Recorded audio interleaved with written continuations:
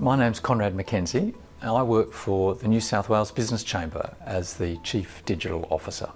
So if you slice it one way, I've spent about half my time working closely with government and half my time in private sector, industrial. If you slice it a different way, I've spent about half my time in consulting and half my time in executive roles. So as a business chamber, we provide advocacy services on behalf of our members, and we provide business services as well.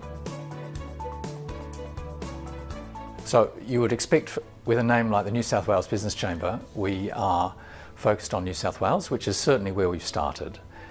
But in the transformation, we've created a new brand called Business Australia. And Business Australia is national because we really wanted to go hard on digital services, and they know no borders. So right now we have got members joining Business Australia from right around the country. Like all membership organisations, we are at risk of losing members because it's so easy to resign. When they receive that email to renew, it's one click to the delete bin.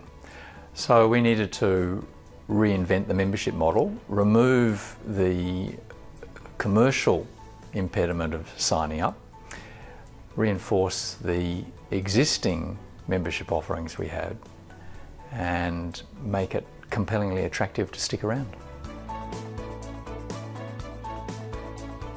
For a business our size of about 700 people, we wanted to take advantage of the trends in the whole infrastructure industry, and that is not own anything ourselves, not design it, not manage it. We wanted someone else to take all of that work from us so that we could concentrate on the more difficult challenges associated with the applications and bringing new services to market.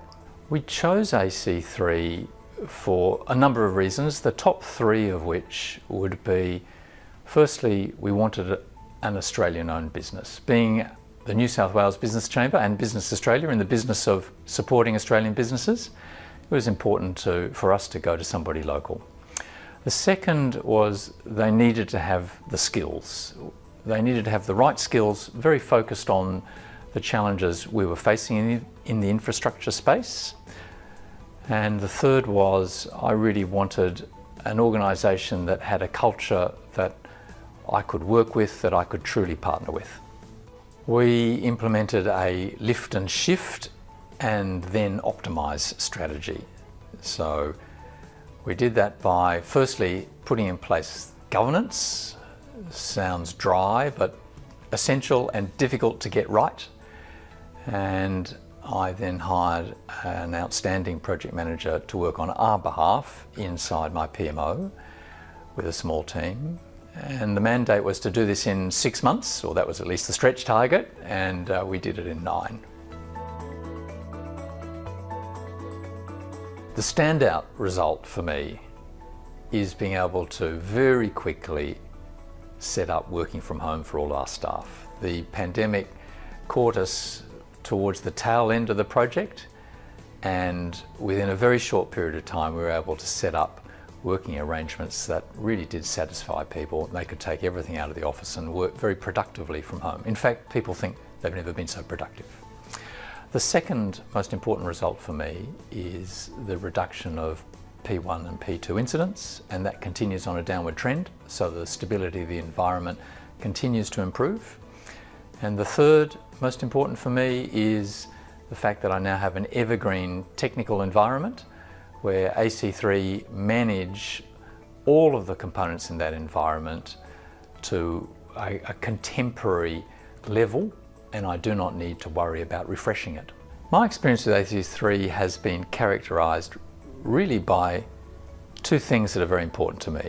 The first would be availability, whether the person's on the service desk or whether it's the CEO. I feel they are available as the need arises. And the second is about care. I feel that when I'm working with the team from AC3, it's a bit more than a transactional relationship. It needs to be commercial, but there is a sense of care that makes me feel this is more of a partnership than less.